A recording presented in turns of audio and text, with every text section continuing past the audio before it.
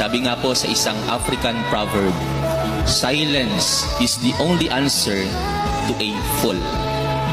Katahimikan ang magandang isagot sa mga taong ulol ang pag-uugali.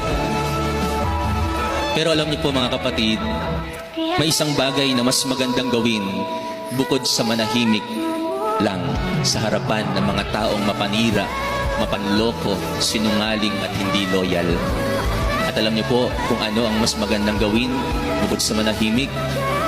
Alam niyo po ba? Tanungin niyo po ako. Ang magpatawad, ang umunawa, ang habaan, ang pasensya, ang patawarin sila ng harap-harapan. Yan ang pinakamagandang gawin sa mga taong bumabastos sa iyo. Patawarin ang kanilang kasamaan.